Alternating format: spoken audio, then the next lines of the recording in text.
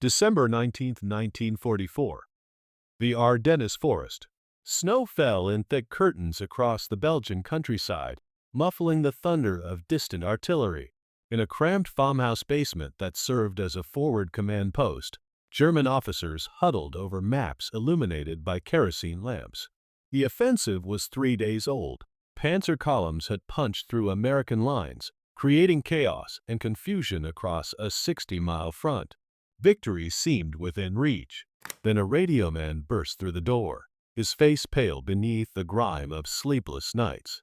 He carried a decoded intelligence intercept, and the words he spoke changed everything in that room. General George S. Patton's Third Army was turning north, not in days or weeks, but now. At that moment, 70 miles to the south, 3 entire divisions were pivoting like the hand of a clock, abandoning their offensive positions and driving through a blizzard toward the German flank. The officers in that basement knew what this meant. They had studied Patton. They had read the reports. They had listened to the whispered accounts from Afrika Korps veterans and survivors of the Falaise Gap, and they understood, with the cold certainty that comes from experience, that they were no longer hunting. They had become the prey. The fear was not born in the Ardennes. It had roots that stretched back across 2 years of warfare, across 2 continents, across a trail of shattered divisions and abandoned equipment that marked Patton's passage like a scar across the face of Hitler's empire. While other Allied commanders earned respect, even grudging admiration from their German counterparts, Patton inspired something different, something deeper. The German General Staff, that institution of Prussian military tradition that had produced Moltke and Schlieffen, that had crafted the doctrines of mobile warfare and the principles of operational art, recognized in Patton something they understood viscerally, not merely competence, not simply aggression. They saw in him the apotheosis of what they themselves had tried to become, a commander who understood war not as a chess match or mathematical equation, but as a living thing. A creature of speed and violence and momentum that devoured hesitation and rewarded boldness. They feared him because he thought like they did, and they feared him because he did it better. The fear began with reports that seemed too fantastic to believe. North Africa, summer of 1943. The German Afrika Korps, battered but still dangerous, had established defensive positions in the hills around Gafsa. American forces had stumbled in their first encounters with Rommel's veterans at Kasserine Pass months earlier. The Germans expected caution. They expected the methodical, overwhelming approach that characterized most Allied operations. They expected time to prepare, to fortify, to position their 88mm guns in killing fields where American tanks would burn. Instead, Patton's columns appeared with a speed that defied logic. Reconnaissance units reported American armor advancing at rates that shouldn't have been possible across that terrain. Supply vehicles racing forward with an abandon that violated every principle of military prudence. Infantry riding on tank hulls, bypassing strongpoints, driving toward objectives with a disregard for flanks and lines of communication that would have horrified staff officers at any war, college in the world. German commanders found themselves reacting to crises before they fully understood what was happening. Positions that should have held for days collapsed in hours. Counterattacks arrived to find American forces already gone, already striking somewhere else, already threatening some new vital point. The psychological effect was immediate and profound. Lieutenant General Fritz Bayerlein, a veteran of the Afrika Korps who had served as Rommel's chief of staff, later described the experience of facing Patton's forces with language that bordered on trauma. The Americans had become different, he said. They moved differently. They thought differently. Under Patton, they had absorbed the essence of mobile warfare in a way that other Allied forces had not. British General Bernard Montgomery, Bayerlein noted, could be predicted. Montgomery built his offensives like an engineer constructing a bridge. Each element carefully placed, each risk calculated, each advance supported by overwhelming firepower. Montgomery was dangerous, certainly. His forces ground forward with inexorable power, but he could be anticipated. Patton could not. Patton struck like lightning, finding the path of least resistance, except he created the path through sheer velocity and audacity. The Germans found themselves fighting an opponent who refused to behave the way their doctrine said he should. The ivory-handled revolvers became a symbol of this unpredictability. Not the pearl-handled pistols of legend. Patton himself bristled at that common error, insisting they were ivory, that only a pimp in a cheap New Orleans whorehouse would carry pearl-handled guns. The revolvers appeared in intelligence reports, in intercepted radio chatter, in the accounts of prisoners who had seen the American general touring forward positions with a recklessness that appalled German tactical sensibilities. A commanding general belonged in a command post, surrounded by communications equipment and staff officers, positioned to receive information and issue orders. Patton appeared at the front. He moved among combat units in the midst of engagement. He stood in open jeeps while artillery fell. The revolvers, polished and prominent on his hips, became a visual representation of his entire approach to warfare. Theatrical, aggressive, personally engaged in a way that blurred the line between commander and combatant. German officers understood symbolism. They had been raised in a military culture saturated with tradition and ceremony. They recognized the revolvers for what they were, a declaration that Patton saw himself not as a distant orchestrator of violence, but as a participant in it. And that recognition unsettled them. Sicily provided evidence that the North African success was not an anomaly. July 1943. Allied forces landed on the southern coast of the island, beginning an operation designed to knock Italy out of the war and open a pathway to the European continent. Montgomery's 8th Army would drive up the eastern coast. Patton's 7th Army would secure the western flank and support the main British advance. The plan was clear. The roles were defined. Patton ignored them. While Montgomery's forces ground toward Messina against determined German resistance, Patton launched his own race for the city. His divisions swept across the western half of Sicily with a speed that stunned both allies and enemies. German commanders found themselves dealing with American forces appearing in places they shouldn't have been, threatening rear areas, severing communication lines, forcing hasty retreats to avoid encirclement. The advance covered over 100 miles in just over 2 weeks, a pace that matched the German blitzkrieg at its finest and exceeded what anyone thought possible in the mountainous Sicilian terrain. Field Marshal Albert Kesselring, commander of German forces in the Mediterranean theater, watched American units under Patton's command demonstrate a transformation that he found deeply troubling. In reports to Berlin and in his personal assessments, Kesselring noted that these were not the same Americans who had fought at Kasserine. The improvement was not merely quantitative, better equipment, more training, greater numbers. It was qualitative, a fundamental shift in how American forces operated. Kesselring, who would prove himself one of Germany's most capable defensive commanders, organized a masterful withdrawal across the Strait of Messina, preserving much of his force to fight again on the Italian mainland. But the withdrawal had been forced by circumstances Patton created. Without the American drive across Sicily, without the constant pressure and threat of envelopment, the evacuation would have proceeded at a more leisurely pace with fewer losses. Kesselring understood this. He understood that Patton had forced him into a position where even a successful withdrawal felt like defeat. The reports that circulated through German command channels after Sicily carried a new tone. Patton was no longer described as simply aggressive or bold. The assessments became more analytical, more concerned. German intelligence officers compiled dossiers on American commanders as a matter of course, tracking their tendencies, their methods, their predictable patterns.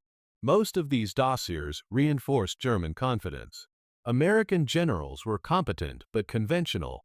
They relied on material superiority. They fought by the book. Patton's dossier grew thicker with addendums and revisions. Officers who had faced him added personal observations. The man did not fight by any book. He seemed to possess an intuitive grasp of operational art that his peers lacked. More troubling, he inspired his troops to perform beyond what should have been possible. German prisoners reported that American soldiers under Patton's command believed they were invincible. They attacked with a fervor that bordered on recklessness. They maintained operational tempos that exhausted German defenders. This was not the American army Germany had expected to fight. The ivory revolvers appeared again and again in these reports. Prisoners mentioned them. Reconnaissance observed them. The pistols became a marker, a way to identify Patton's presence at the front. And his presence at the front meant danger. It meant an attack was coming or already underway. It meant decisions were being made with the speed that comes from personal observation rather than the delay of reports filtering up a chain of command. German tactical doctrine emphasized decentralized command, giving junior officers the authority to make decisions based on local conditions. But even German practice included layers of command hierarchy. Patton collapsed those layers. He made corps-level decisions while standing next to battalion commanders. He issued division orders from regimental command posts. The effect was to accelerate everything. His forces acted while German forces were still analyzing. Then came the Phantom Army, and with it a new dimension of fear. Spring of 1944. England. German intelligence had been working desperately to determine where the Allied invasion of Europe would strike. Logic suggested the Pas de Calais, the narrowest point of the English Channel. But intercepted communications mentioned massive troop concentrations in southeastern England opposite Calais. The Allies were not subtle about it. Radio traffic filled the airwaves. Reconnaissance flights photographed what appeared to be enormous staging areas. German agents reported seeing division after division preparing for embarkation. And commanding this immense force, this first United States Army group, was George S. Patton. The Germans had to mass their best units opposite Calais. The presence of Patton guaranteed it. Where Patton went, the main attack would follow. This was not speculation. This was certainty drawn from 2 years of bitter experience. The certainty was fiction. The first United States Army Group existed only in radio transmissions and inflatable tanks and plywood landing craft. Operation Fortitude, the deception plan supporting D-Day, relied on German fear of Patton to work. Allied intelligence officers understood that the German General Staff, despite everything else, remained rational. They would position their forces based on logical assessment of Allied intentions. And the single most reliable indicator of Allied intentions was Patton's location. The man commanded the attention of German strategic planning in a way no other Allied general could. Montgomery was dangerous but predictable. Omar Bradley was competent but cautious. Dwight Eisenhower was a coordinator, not a tactical commander. Patton was the threat. Patton was the spearhead. So Allied deception placed him opposite Calais, and German divisions remained opposite Calais even after the landings at Normandy had commenced. Even after it became clear that Normandy was not a feint, German commanders hesitated to commit their reserves. Patton had not yet appeared. The real invasion, the decisive thrust, might still be coming at Calais with Patton leading it. The Phantom Army pinned German forces in place through the sheer gravitational pull of Patton's reputation. When Patton finally arrived in France, weeks after D-Day, his Third Army became operational on August 1, 1944, and the German nightmare became real.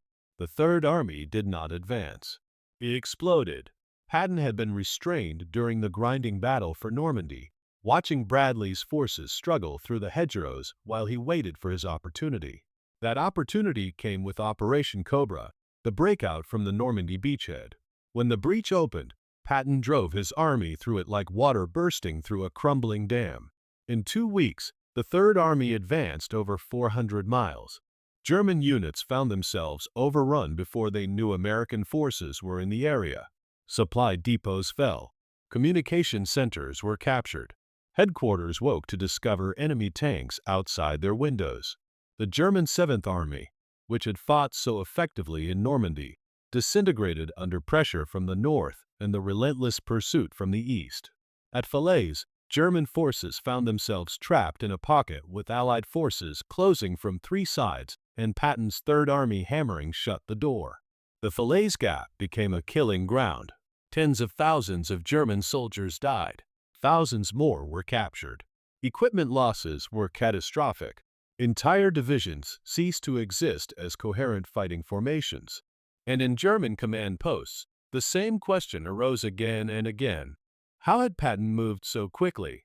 Staff officers examined maps and calculated logistics and shook their heads. The advances shouldn't have been possible. The fuel consumption alone should have halted the Third Army 100 miles earlier. Supply lines stretched to the breaking point and beyond. Yet Patton's units kept moving, kept attacking, kept appearing where German intelligence said they couldn't possibly be. The answer lay in Patton's obsessive focus on maintenance and logistics, his willingness to strip rear area units of vehicles to keep combat formations rolling, his practice of capturing enemy fuel supplies and immediately putting them to use. But to German commanders reeling from defeat after defeat, it seemed like something more. It seemed supernatural. The ivory revolvers had become legend by this point.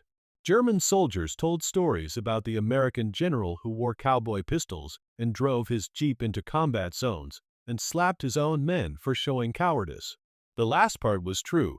Patton had struck 2 soldiers suffering from combat fatigue in Sicily, an incident that nearly ended his career. But in the retelling among German troops, the story morphed into something else. Patton became a figure of mythic proportions, a warrior from another age, a man who embodied violence and aggression in ways that transcended normal military command.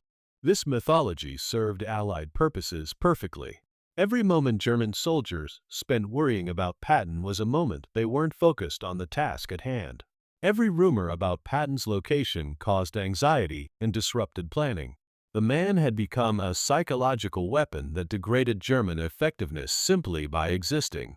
Senior German officers understood the danger of mythology, but they could not dismiss the reality behind it. Patton was not just skilled, he was transformative. Units under his command performed differently. The Third Army maintained operational tempos that exhausted friend and foe alike. Patton personally fired commanders who he believed were moving too slowly, replacing them with officers who embraced his philosophy of relentless aggression. He drove himself as hard as he drove his subordinates, sleeping 4 hours a night, touring forward positions daily, issuing orders with a speed that kept his staff scrambling to keep pace. German commanders appreciated this approach even as they suffered from it. This was warfare as they understood it should be conducted. But appreciation did not diminish fear. If anything, recognition of Patton's abilities intensified the anxiety his presence created. The autumn of 1944 brought frustration that, paradoxically, enhanced Patton's fearsome reputation. As Allied forces approached the German border, supply shortages finally forced a halt. Eisenhower's broad front strategy allocated limited supplies across multiple army groups. Patton's Third Army received enough fuel and ammunition to defend, but not to attack. For a commander whose entire philosophy centered on offensive action, this was torture. Patton raged against the restrictions. He schemed to acquire supplies through unofficial channels. He launched limited attacks that he called reconnaissance in force, but were really attempts to maintain momentum. German commanders watched these efforts with professional interest. Even when constrained, even when operating under restrictions that would have paralyzed other formations, Patton kept probing, kept pushing, kept creating anxiety along the German defensive line. Wehrmacht intelligence officers noted grimly that if Patton could do this much with limited resources, what would happen when supplies became available again? The answer came in the Ardennes.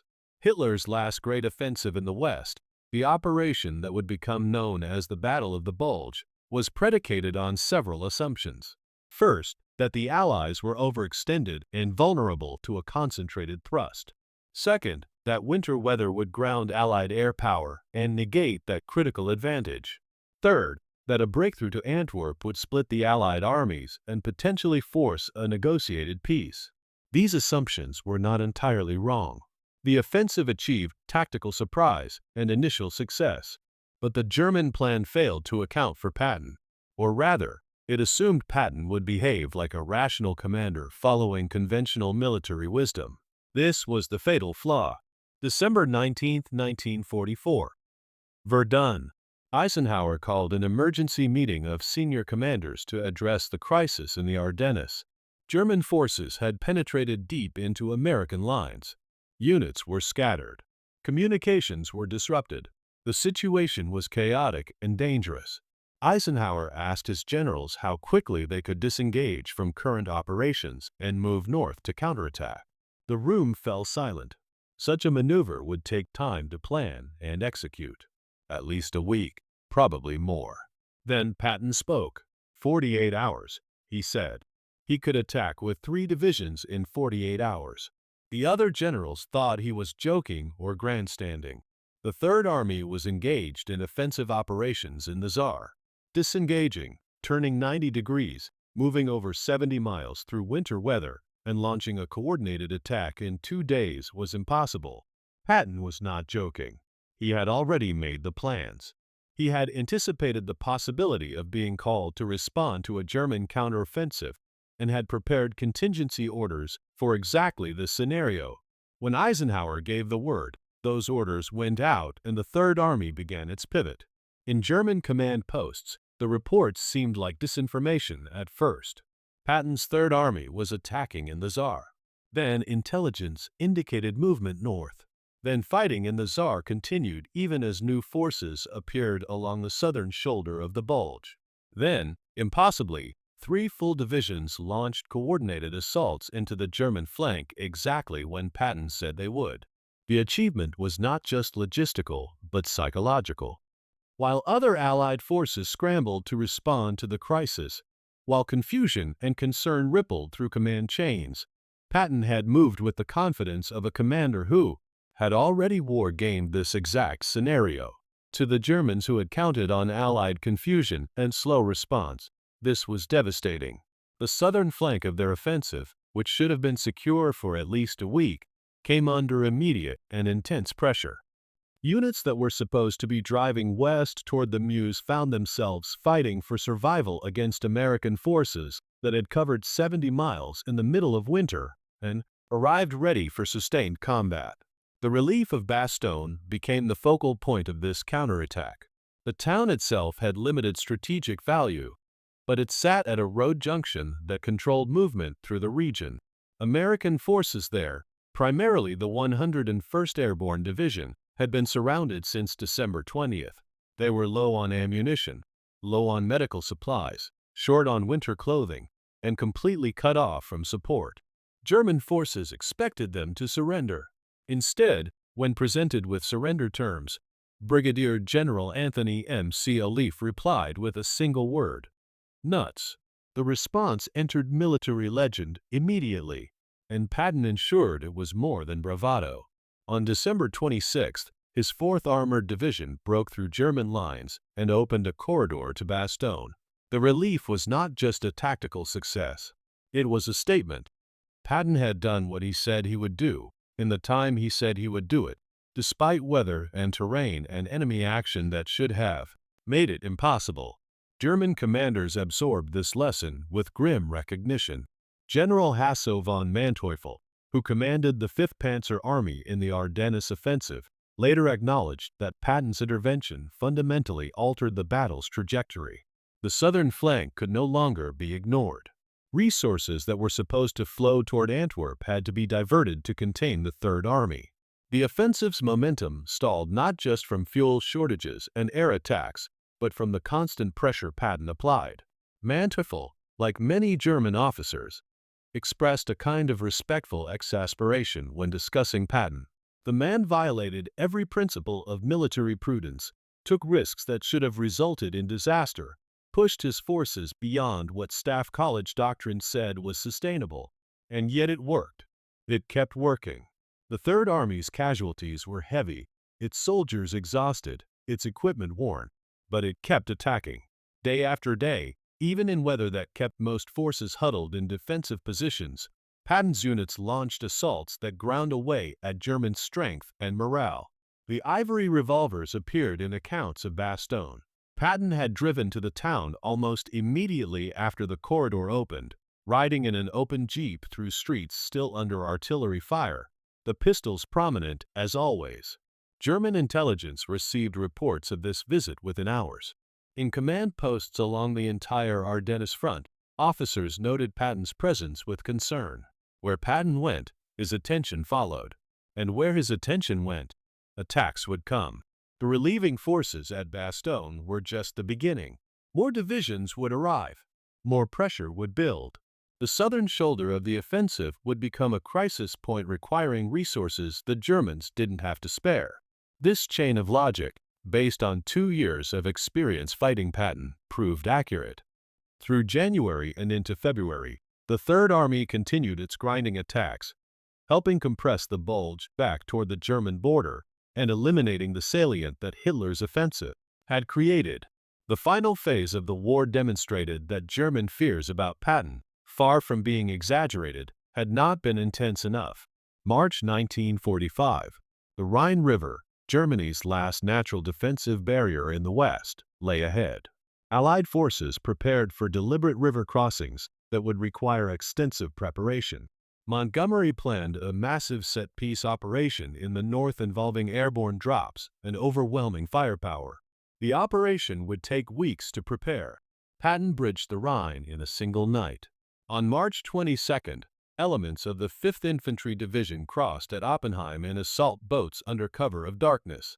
By dawn, they had established a bridgehead. By evening, engineers had constructed a pontoon bridge. By the following morning, armor was rolling across.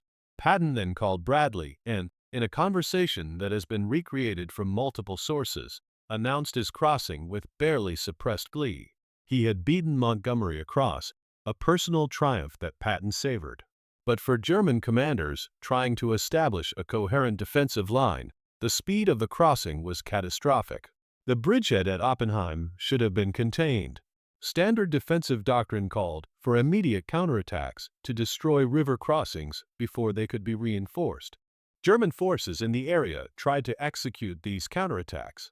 They failed. By the time they could mass sufficient force, Patton had already pushed entire divisions across and expanded the bridgehead beyond the point where it could be eliminated. Within days, the Third Army was pouring into the German heartland.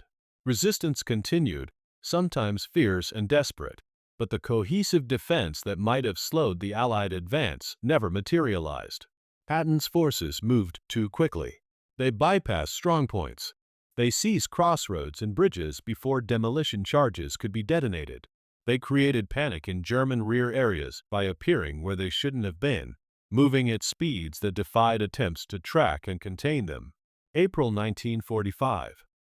The Third Army raced across southern Germany and into Czechoslovakia and Austria. In these final weeks, German resistance became increasingly scattered and disorganized. But even in collapse, German commanders continued to track Patton's movements with the attention they had given him since North Africa. Intelligence reports noted his location, his direction of movement, which units were under his immediate command. This information had lost most of its tactical value. Germany was beaten. The end was days or weeks away at most. Yet the habit of fearing Patton persisted. Officers who had spent 2 years treating his movements as the single most important indicator of Allied intentions could not simply abandon that obsession because the war was ending. They tracked him to the end, noting that he drove his men forward even as other Allied units slowed their pace, noting that he seemed desperate to seize as much territory as possible before political decisions froze the front lines. The ivory revolvers made their final appearance in these last weeks. Patton toured concentration camps and displaced persons centers and destroyed cities with the pistols still prominent on his hips. German prisoners who saw him in those final days described an American general who seemed to embody victory, arrogant, aggressive, utterly confident. But they also described something else, a sense that Patton understood the war in ways their own leaders had failed to, that he had grasped the essential nature of modern mechanized warfare and had prosecuted it with a clarity of purpose that German commanders could recognize and respect even in defeat. The fear had not dissipated. It had transformed into a kind of professional acknowledgement. Patton had been their worst nightmare not because he was simply American or because he commanded superior resources, but because he was excellent, undeniably, frighteningly excellent. The statistics tell part of the story. From August 1, 1944, when the Third Army became operational, until the end of the war in May 1945, Patton's forces advanced farther, faster, and with fewer casualties per mile gained than any other comparable Allied formation. They captured over 750,000 prisoners. They liberated or conquered over 81,000 square miles of territory. They crossed the Rhine in force before anyone thought it possible. They reached Czechoslovakia and Austria while other units were still fighting in Western Germany. The numbers are staggering. But numbers alone do not explain why German generals feared Patton specifically, uniquely, more than any other Allied commander. The fear came from something deeper, something that transcends statistical analysis. General Gunther Blumentritt, who served as chief of staff to several German field commanders during the war, attempted to articulate this fear in post-war interviews. Blumentritt had studied all the Allied commanders. He had faced them in battle. He understood their methods and capabilities. And when asked to assess who had been the most dangerous Allied general, he named Patton without hesitation. Not because Patton was the most skilled at set-piece battles, Montgomery had perfected that art. Not because he commanded the largest forces, Eisenhower controlled entire army groups. Not because his forces were the best equipped, American material superiority was universal. Patton was most dangerous, Blumentritt explained, because he was unpredictable, because he operated on a tempo that exceeded German ability to respond, because he inspired his forces to attempt things that seemed impossible and then accomplished them. Blumentritt described the experience of facing Patton as being trapped in a nightmare where the rules of warfare that governed every other battle suddenly ceased to apply. This unpredictability was not randomness. Patton had studied warfare his entire adult life. He had read extensively in military history, absorbing lessons from campaigns spanning from Alexander the Great to the American Civil War. He understood logistics and supply in meticulous detail despite his reputation for recklessness. He grasped the psychological dimension of combat in ways that anticipated modern understanding of morale and motivation. The unpredictability came from Patton's willingness to discard any method or principle that interfered with his primary objective, maintaining offensive momentum.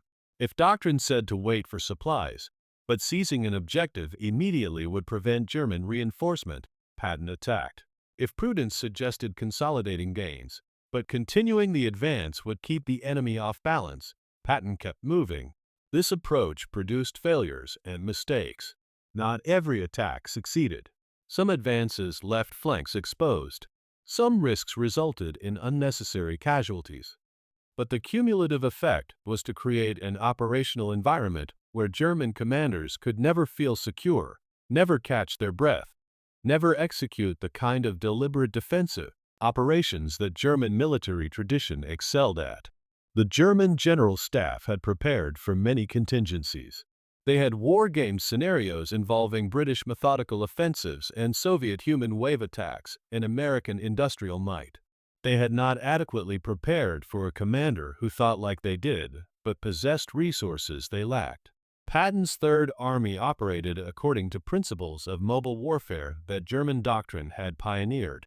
Schwerpunkt, the focal point of effort. Auftragstaktik, mission-type orders that empowered subordinate commanders. Kesselschlacht, the battle of encirclement. These were German concepts, German words, German methods. Patton used them against their creators with a thoroughness that bordered on mockery. The fear German generals felt was partly the fear of facing a mirror image, a force that fought the way they fought, but better, faster, with more resources and none of the institutional constraints that had begun to hamper German operations as the war progressed. The revolvers, those ivory-handled symbols that appeared in so many intelligence reports, represented this fusion of ancient warrior spirit and modern mechanized warfare. Patton saw himself as part of an unbroken line of military leaders stretching back through history. He claimed to have fought in previous lives, in previous wars. Whether this was genuine belief or theatrical affectation mattered less than how it shaped his command philosophy. Patton brought to 20th century warfare an attitude that predated gunpowder, an attitude that saw battle as the ultimate test of will and courage and leadership. The revolvers made this visible. They were anachronistic weapons in an age of tanks and aircraft, yet their presence on Patton's hips declared that fundamentals of leadership and combat remained unchanged despite technological evolution. German officers, raised in a military culture that revered warriors like Frederick the Great and celebrated martial virtue, understood this symbolism instinctively. They recognized in Patton a kindred spirit, which made him no less dangerous, but perhaps more comprehensible than he might otherwise have been. The transformation that occurred in the German understanding of Patton over the course of the war reflected the transformation of their strategic position. In North Africa, Patton was an annoyance, a surprisingly aggressive American commander who demonstrated that U.S. forces could adapt and learn. In Sicily, he became a concern, a talented general who required attention and countering. In France, he evolved into a nightmare, a commander whose army seemed capable of appearing anywhere and defeating any force sent against it. In Germany itself, during those final months, Patton transcended normal military categorization. He became inevitable. The question was not whether his forces would break through or how far they would advance. The question was only how long German units could delay him before being overrun or forced to retreat. This sense of inevitability, more than any single tactical victory, defined why German generals feared Patton above all others.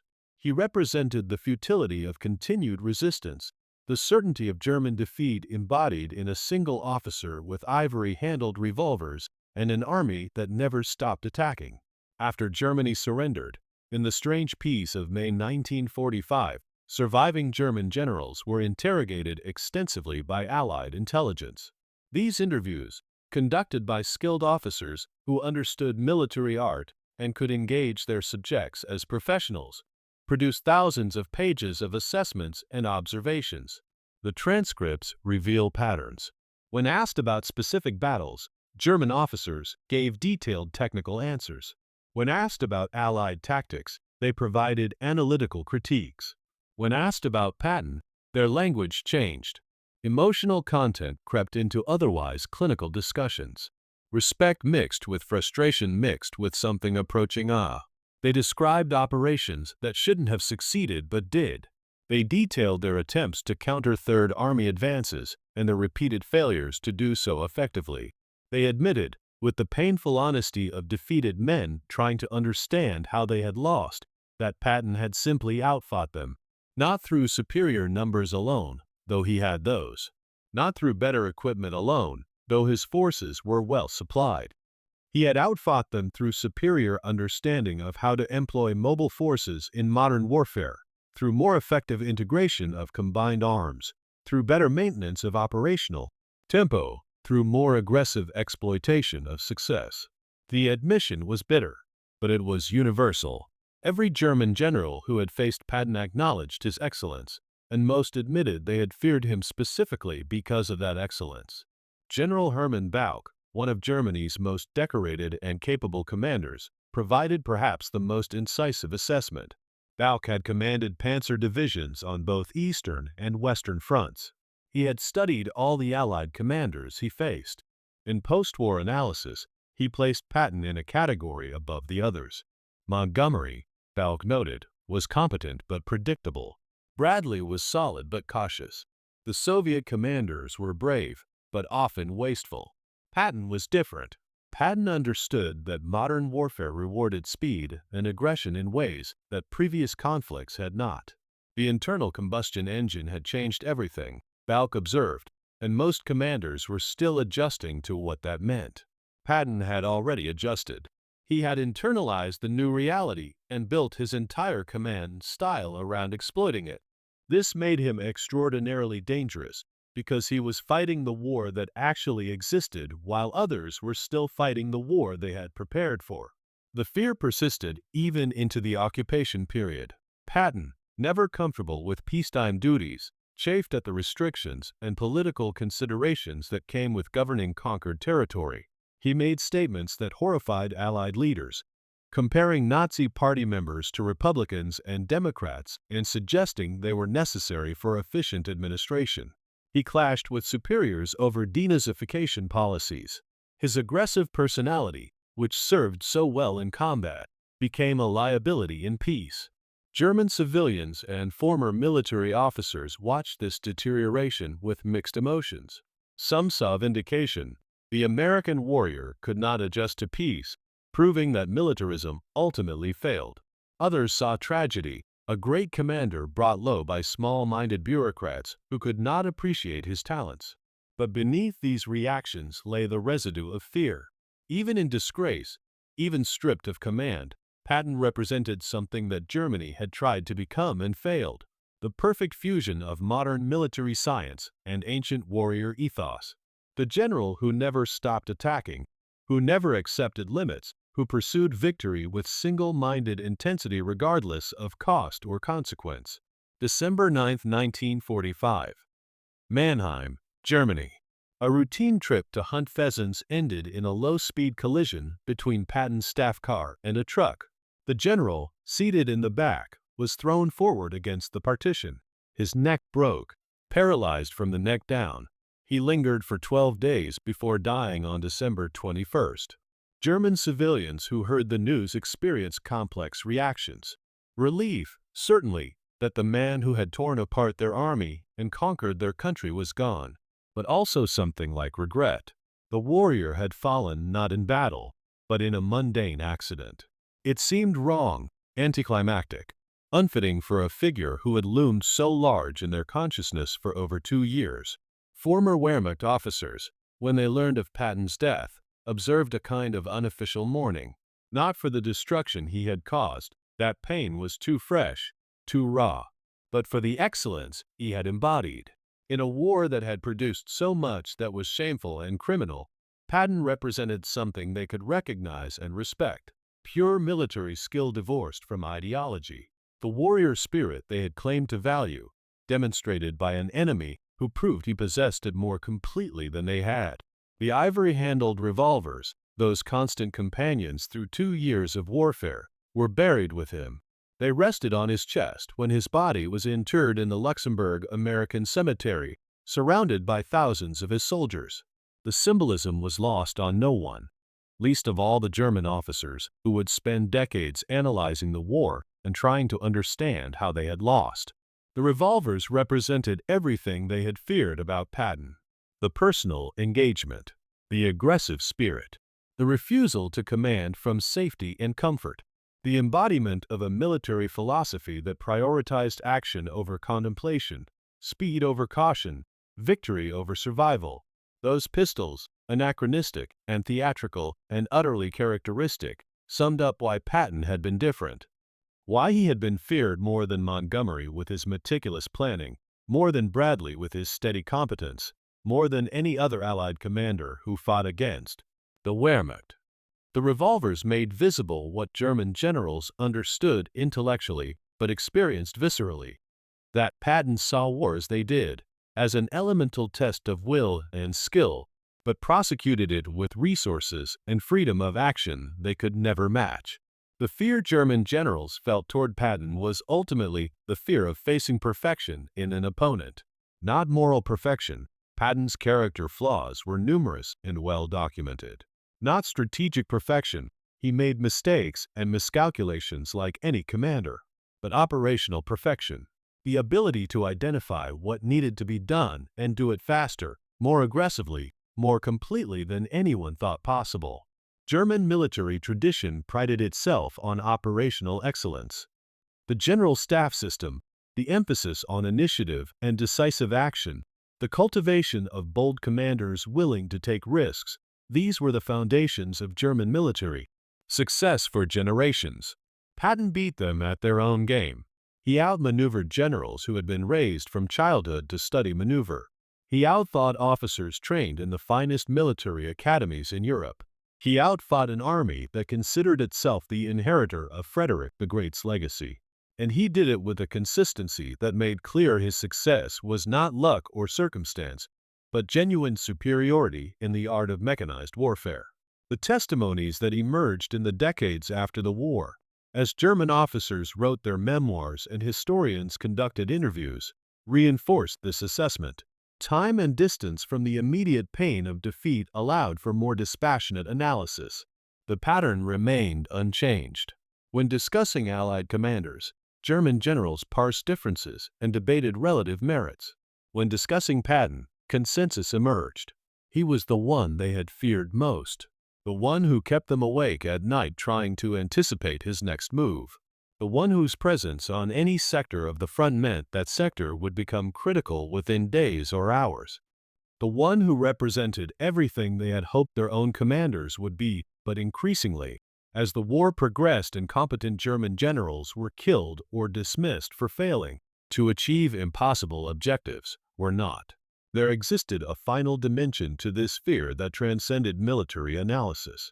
Patton represented American power unleashed. For years, German propaganda had mocked American military capability. Americans were soft, materialistic, undisciplined. They could produce tanks and aircraft, but they lacked the warrior spirit necessary to use them effectively. Americans would fold under pressure, retreat when casualties mounted, fail when faced with determined resistance. Patton's Third Army destroyed these comfortable delusions. American soldiers under Patton's command fought with ferocity that matched German troops at their best. They sustained casualties and kept attacking. They operated in conditions of exhaustion and deprivation and maintained offensive operations. They demonstrated that democratic, egalitarian America could produce warriors every bit as capable and aggressive as soldiers raised in authoritarian, militaristic Germany. This realization carried implications beyond the immediate tactical situation. If America could fight this way, could sustain this level of violence and aggression and excellence, then Germany had never stood a chance. The industrial power that German leaders had dismissed as irrelevant without martial spirit turned out to possess that spirit in abundance. Patton made that undeniable. The Third Army statistics, reviewed in cold post-war assessments, told a story that German generals struggled to accept even as they acknowledged its truth.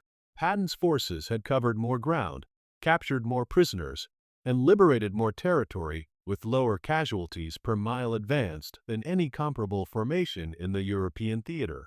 The efficiency was staggering, but efficiency was just numbers. What truly unsettled German analysis was the consistency. Patton maintained his operational tempo across different terrain, different weather, different tactical situations. In the deserts of North Africa, the mountains of Sicily, the hedgerows of Normandy, the forests of the Ardennes, the rivers of Germany, the pattern remained the same. Rapid advance, aggressive exploitation of success, relentless pressure that prevented enemy recovery. This consistency revealed systematic excellence rather than occasional brilliance. It suggested that Patton's methods were not personal quirks but sound principles that produced results regardless of circumstances. For German officers trying to understand why they lost, this was perhaps the most troubling conclusion. They had not been defeated by luck or by overwhelming material superiority alone. They had been outgeneraled by a commander who understood modern warfare better than they did. The ivory revolvers took on additional meaning in this context. They had been personal affectation, certainly. Patton wore them because he thought they looked impressive and because they reinforced the image he wanted to project.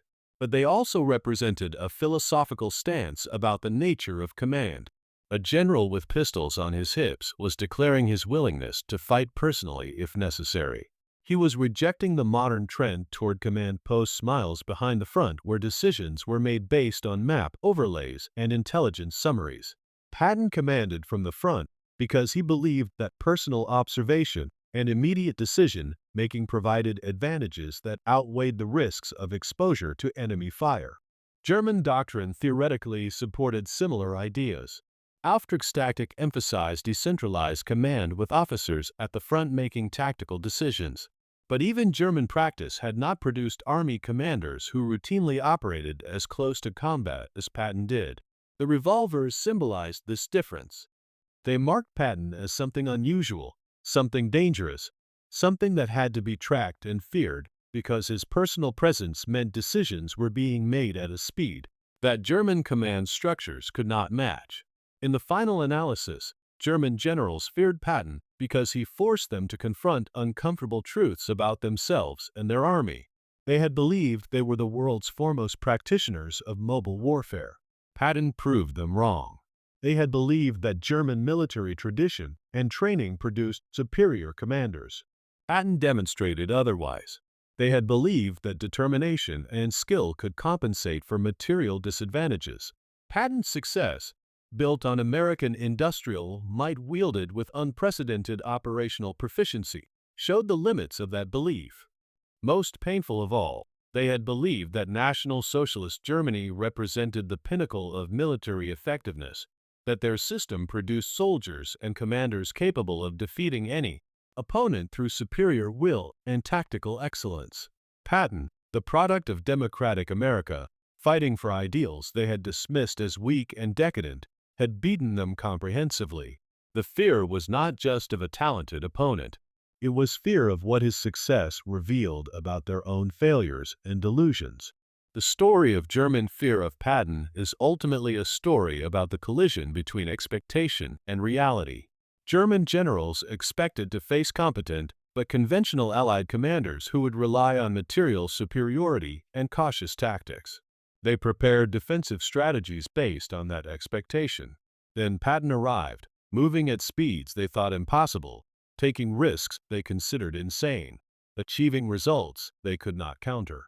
The cognitive dissonance was profound. Every principle they had been taught suggested Patton's methods should fail. Every experience fighting him demonstrated those principles were wrong.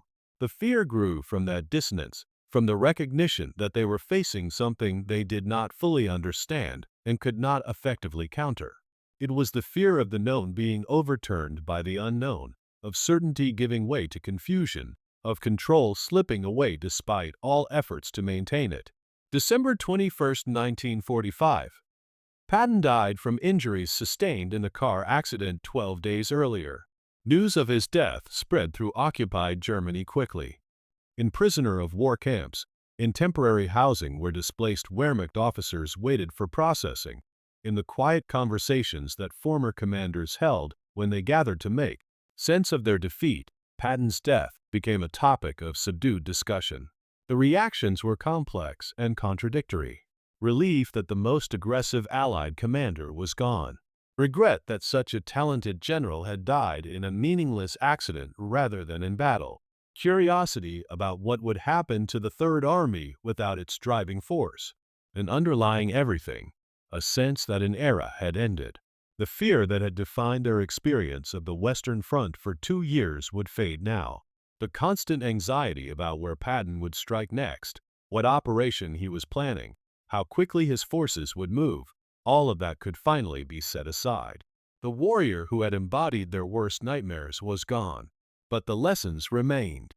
In the military academies that would eventually reopen in post-war Germany, in the staff colleges where a new generation of officers would be trained, in the memoirs and histories that German generals wrote during their retirement, Patton's campaigns became mandatory study.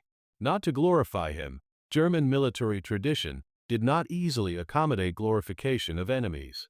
But to understand him, to analyze how he had achieved such consistent success, to extract principles that could be applied regardless of national affiliation or ideological framework.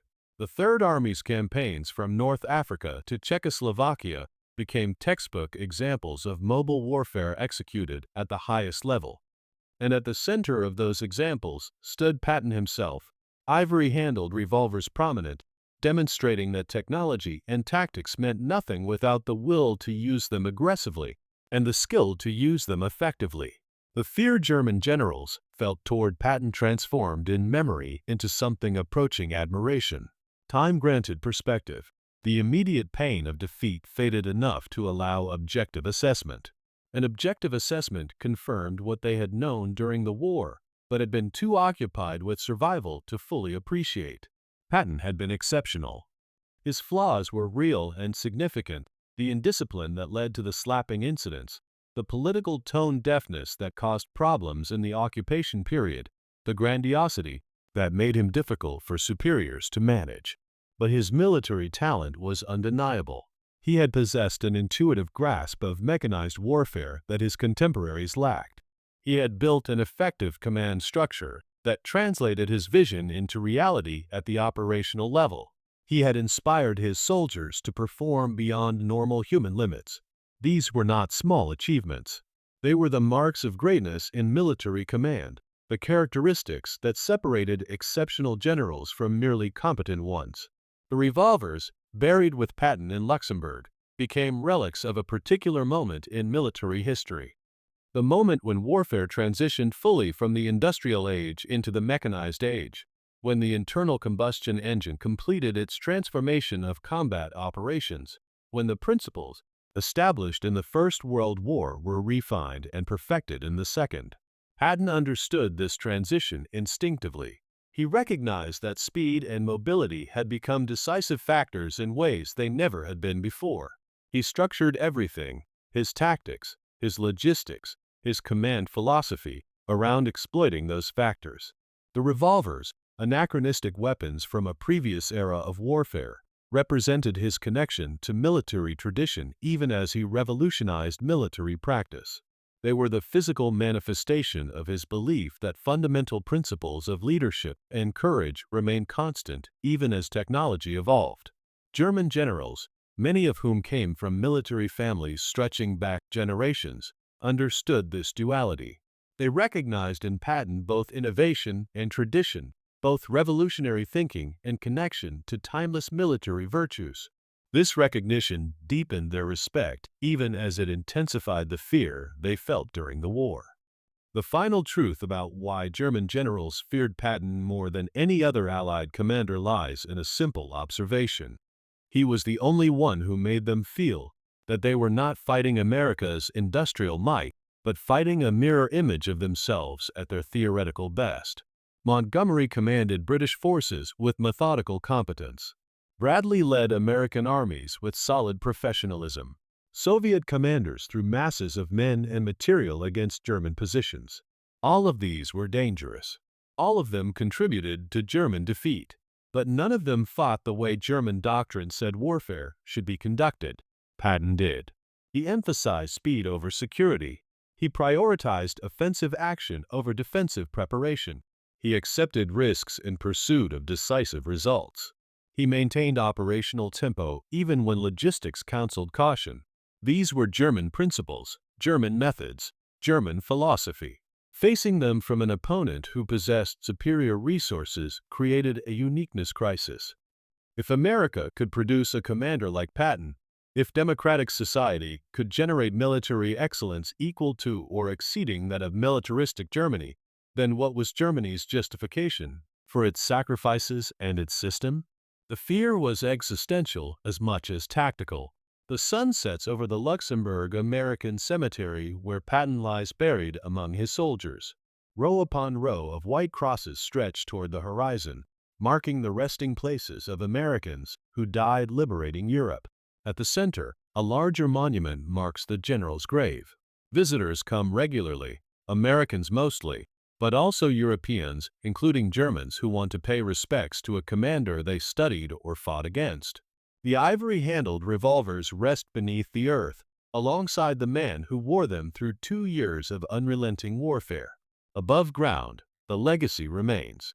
In military academies where Patton's campaigns are dissected for lessons about mobile warfare. In popular culture where his image has become synonymous with aggressive military leadership. In the memories of survivors, both American and German, who witnessed his impact on the war's trajectory. The fear has faded into history, but the respect endures, built on recognition that George S. Patton, Jr. represented something rare and significant. A commander who understood his era's warfare so completely that he seemed to transcend its limitations, who moved so quickly that enemies could never catch their balance, who fought with such intensity that even victory over him required acknowledging his excellence.